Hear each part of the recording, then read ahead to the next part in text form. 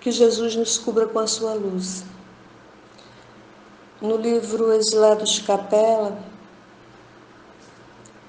conta que há muitos e muitos milênios atrás, numa era esquecida nas noites do tempo, lá na distante constelação do Cocheiro, uma estrela chamada Capela atingiu o apogeu do seu ciclo evolutivo. Mas alguns espíritos rebeldes lá existiam, dificultando assim a consolidação das conquistas daquele povo. Então, os grandes diretores do universo se reuniram e decidiram que aqueles espíritos rebeldes seriam exilados no então primitivo planeta Terra, onde aprenderiam as grandes conquistas do coração na dor e nos trabalhos penosos da terra. E, ao mesmo tempo, eles impulsionariam o progresso dos seus irmãos terrenos. E Jesus, como governador do planeta e na sua bondade infinita, recebeu aquela turba de espíritos rebeldes e infelizes, envolveu eles na sua luminosa aura de amor, abençoou-lhes as lágrimas e falou para ele dos triunfos vindouros, da sua colaboração diária que não faltaria, e prometeu a eles que no futuro encarnaria no planeta Terra. E assim, os degradados pelas noites dos milênios amargaram a saudade da suave luz de Capela, mas trabalharam no obscuro planeta, confortado pelas palavras de Jesus e aguardando a sua promessa.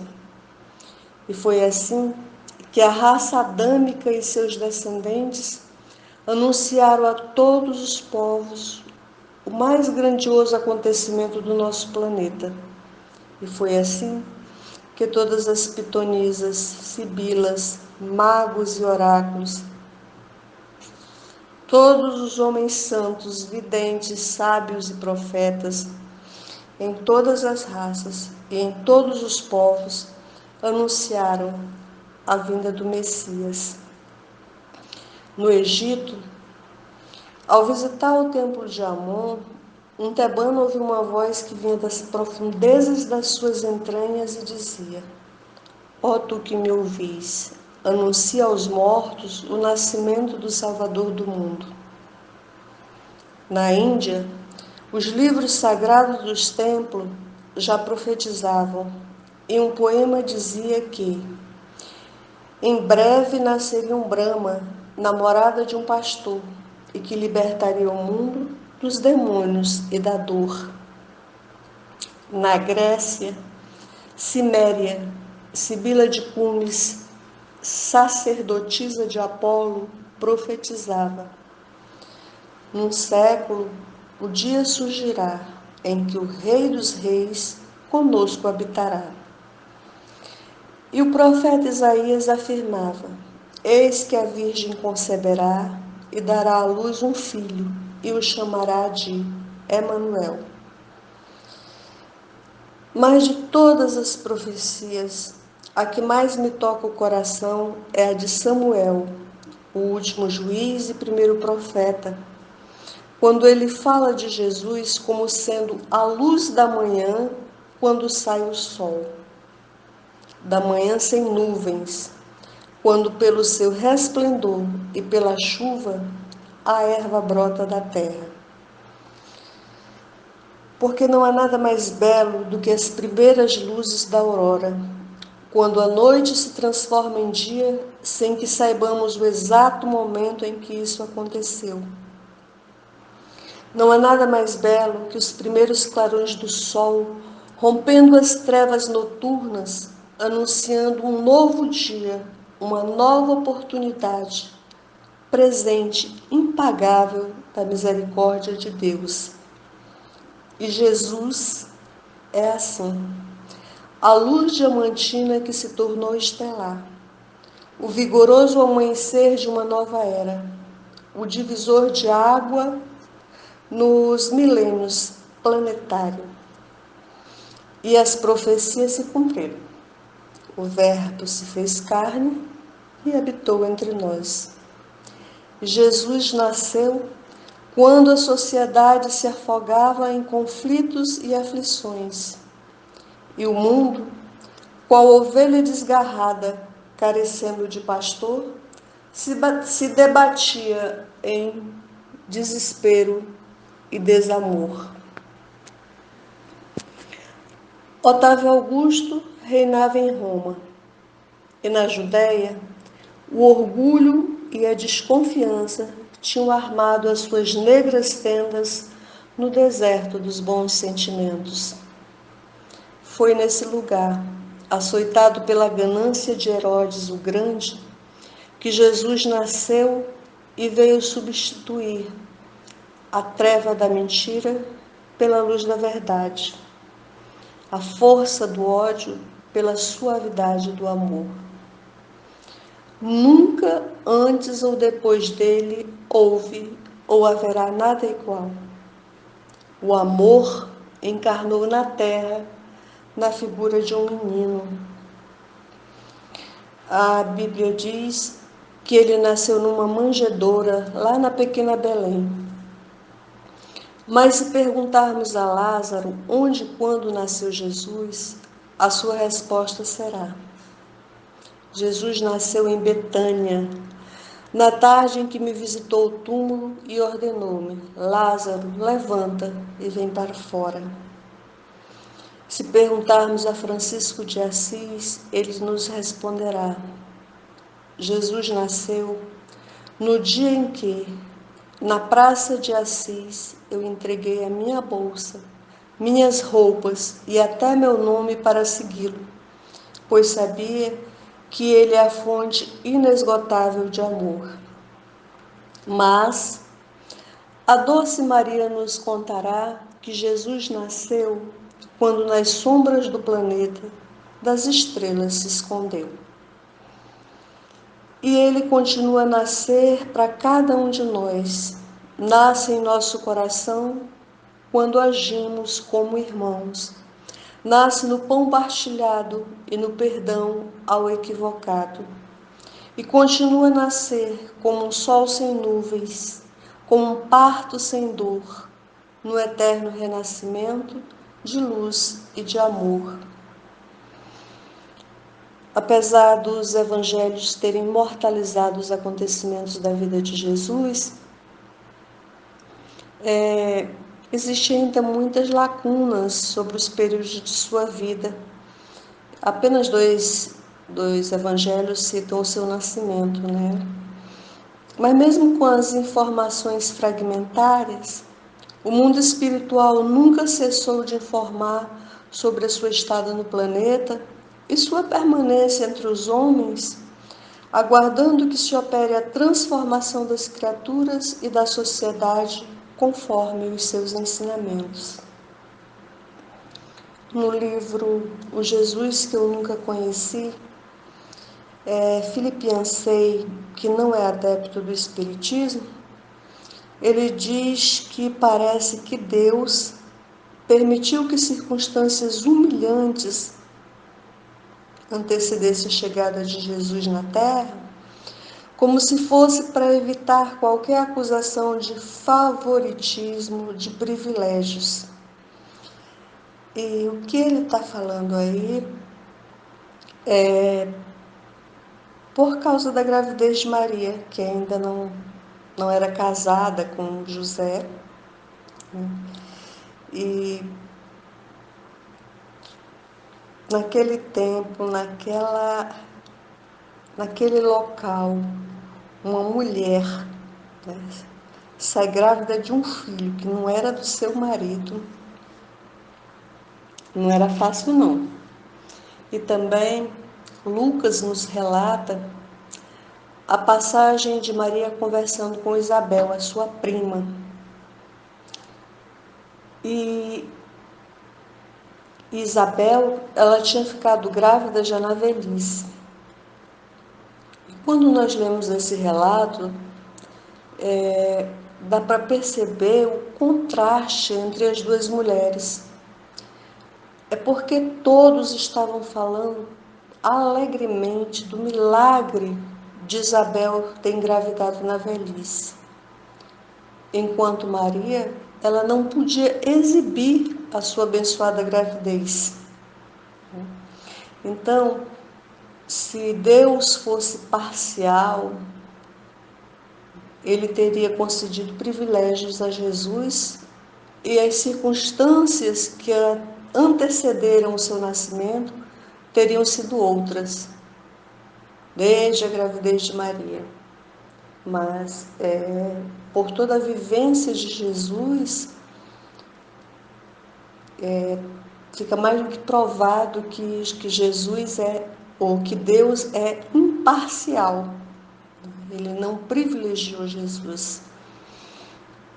Eu fico a imaginar os 9 meses que Maria teve que passar tentando explicar o inexplicável.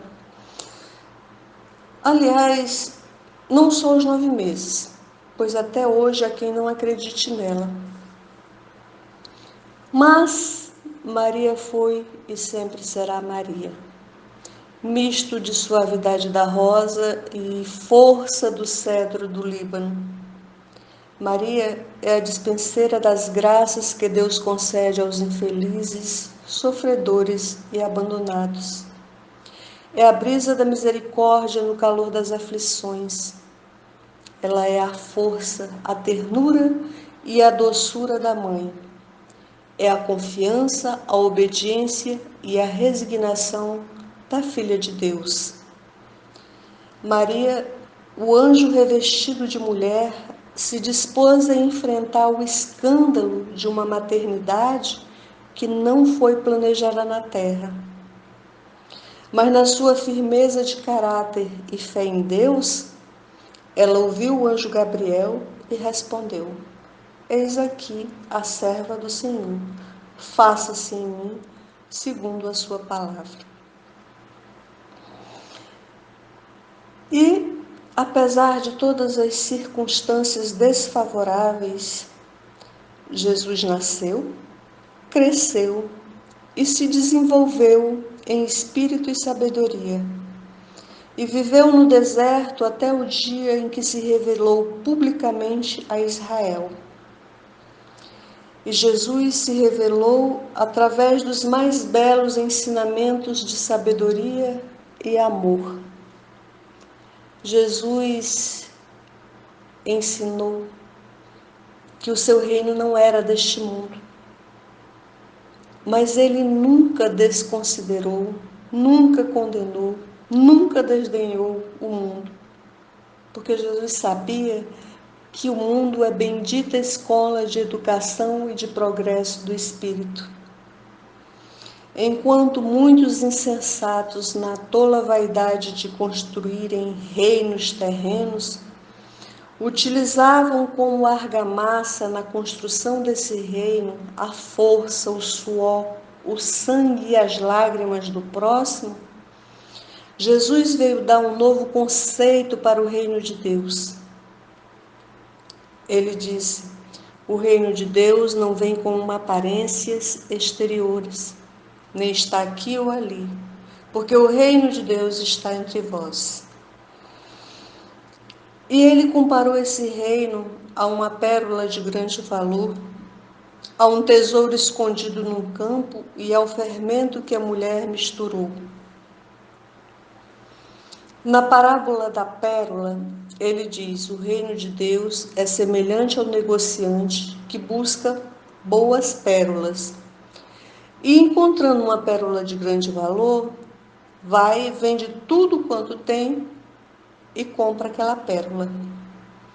Na parábola do tesouro, Jesus diz que o reino de Deus é semelhante a um tesouro escondido num campo que um homem achou. E para consegui-lo, vende tudo que tem e compra aquele campo.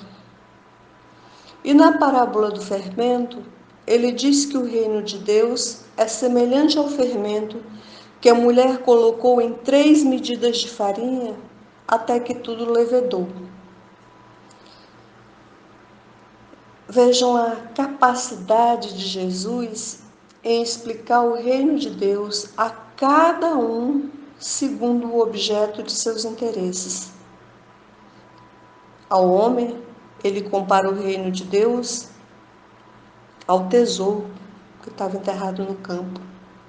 Ao comerciante, ele o compara à pérola. E à dona de casa, ao fermento que a mulher misturou em 3 partes de farinha, até que tudo levedou. Jesus diz: o reino de Deus não vem com aparência exterior, ou seja, não é visto com os olhos materiais. Daí a parábola do fermento misturado nas 3 medidas de farinha. Porque ninguém consegue ver a olho nu uma porção de fermento em 3 medidas de farinha de trigo. Mas o fermento leveda e transforma a massa. E o resultado final é um pão de qualidade. O fermento são os ensinamentos de Jesus. Da mesma forma que o fermento leva um tempo para fazer a massa crescer, o homem não se transforma de um momento para outro. Mas à medida que ele vai escutando os ensinamentos de Jesus e internalizando esses ensinamentos, o seu espírito se transforma, ele vai se esclarecendo. Eu li um texto no Momento Espírita que dizia que as 3 medidas de farinhas que a mulher misturou o fermento simbolizam 3 milênios em que o fermento da doutrina de Jesus deve produzir seus frutos. 2 milênios já se passaram. O terceiro será decisivo. Nele, a doutrina de Jesus deverá atingir a sua plenitude. As parábolas de Jesus se tornaram sua marca registrada. É admirável a sua habilidade na transmissão de verdades profundas por meio de histórias cotidianas. Um homem é assaltado e deixado morto pelos ladrões, deixado como morto pelos ladrões, né? Aí veio um desconhecido e socorre aquele homem. Parábola do bom samaritano, que nos ensina a caridade, a fraternidade, o amor ao próximo. Uma viúva insiste com um injusto juiz para que ele julgue a sua causa. Parábola do juiz iníquo, que nos ensina a persistência na fé, a persistência na justiça. Nas parábolas de Jesus não existem criaturas imaginárias, não existem enredos mirabolantes. Ele simplesmente contava a vida como a vida era ao seu redor. E afinal, todos nós gostamos de uma boa história. E a capacidade de Jesus para contar histórias sempre prendia o interesse das pessoas mais simples, mesmo porque as histórias são mais fáceis de serem lembradas do que discursos complexos ou longas palestras. E Jesus, na sua imensa sabedoria, sabia que uma coisa era falar em termos abstratos acerca do infinito amor de Deus por nós, por exemplo, né? E outra coisa era contar uma história que demonstrasse esse amor.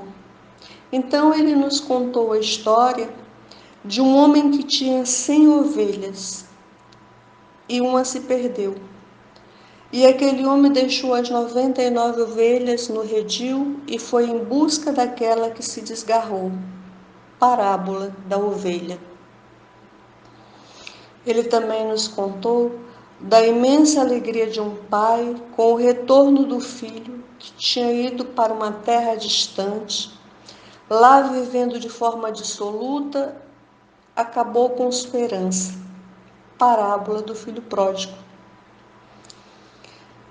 Então, quando Jesus contava essas parábolas, ficou muito mais fácil de compreendermos que nós somos a ovelha desgarrada e o filho pródigo, e que o, o pastor e o pai é Deus que nos ama infinitamente.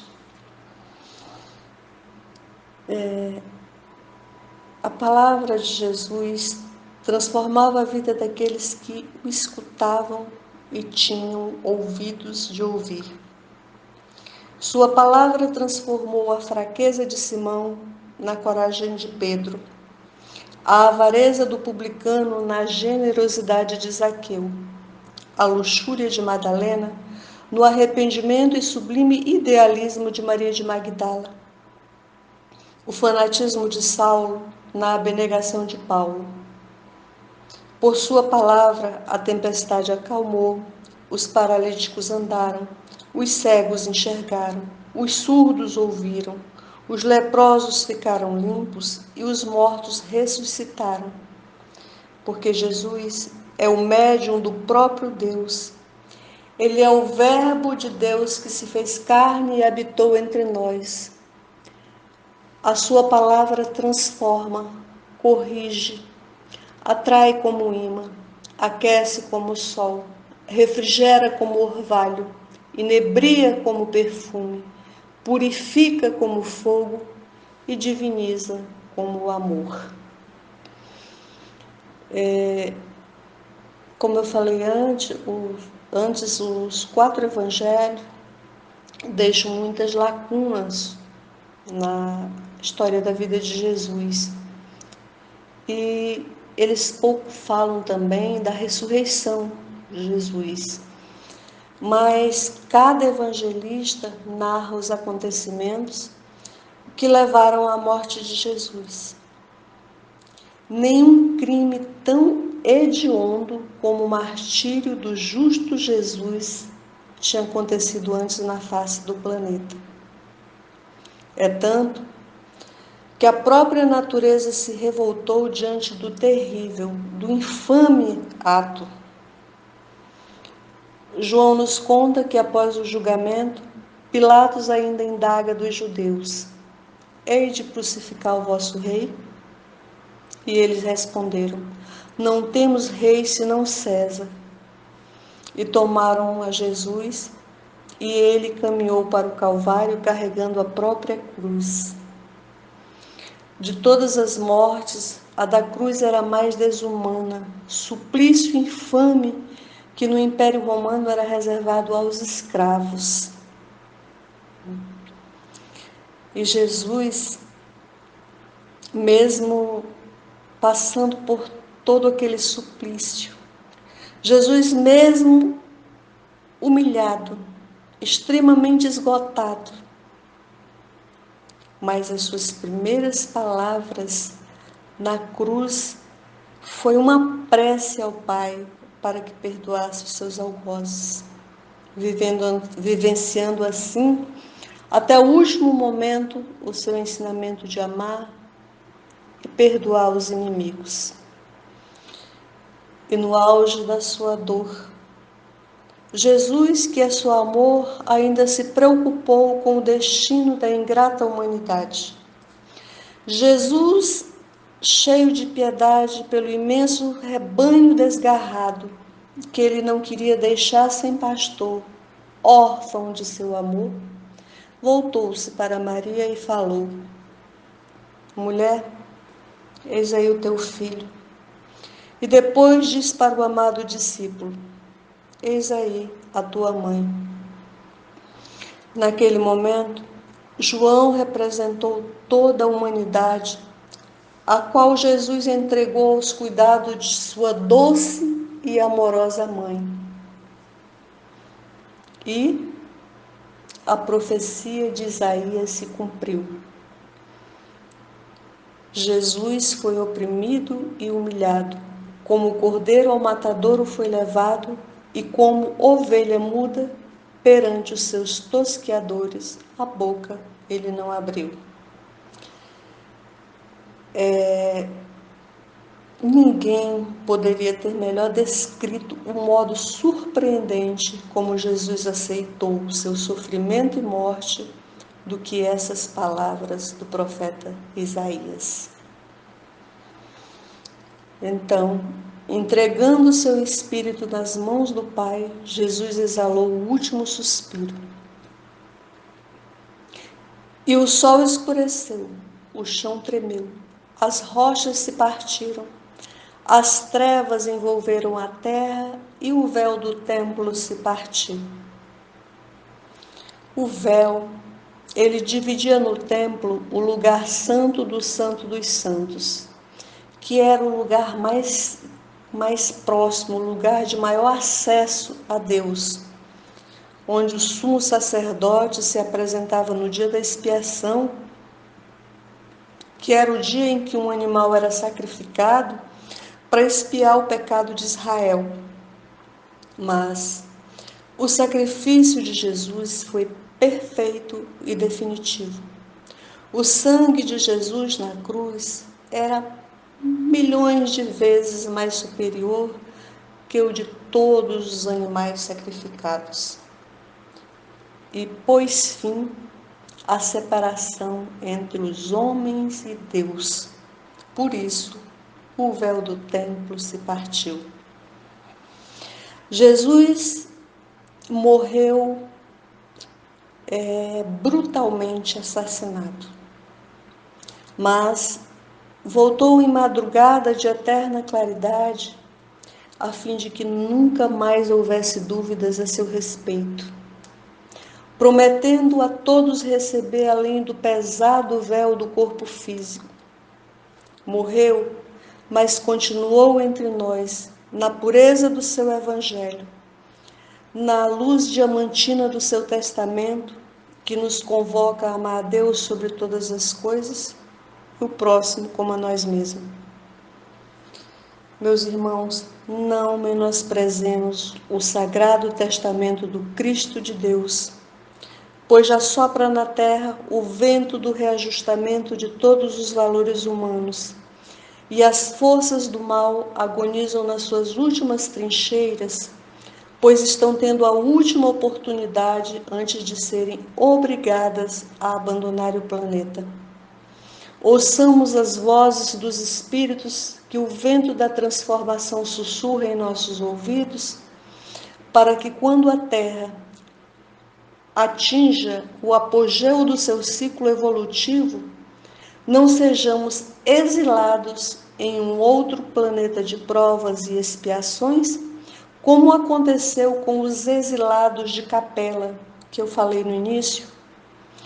E aí tenhamos que reencarnar no seio de raças ignorantes e primitivas, e por noites milenares venhamos a chorar a oportunidade perdida.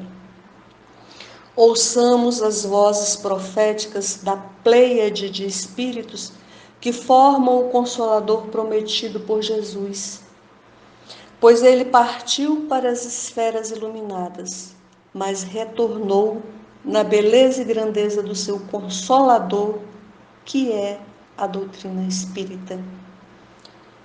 Meus irmãos, eu confesso que na minha inferioridade eu não sei falar de Jesus. Como falar de Jesus se sua grandeza ainda escapa ao raciocínio de minha alma? Então, tudo que eu vos falei são citações dos Espíritos, porque Jesus, ele é em sua estrutura a paz, em sua intimidade o amor, em seus trabalhos a fraternidade, pois Jesus é canal de Deus para toda a humanidade. Jesus é a promessa da felicidade, a chave da liberdade. É o farol que ilumina o caminho. No tenebroso mar das aflições, é o sol que aquece os corações. É a personificação do amor, o poeta do perdão. É a lição que não se olvida, porque Jesus é o caminho, a verdade e a vida. E que a doce Maria de Nazaré nos ensine a transformarmos os nossos corações em manjedoura, para que nele Jesus possa nascer, hoje, amanhã e eternamente. E que assim seja.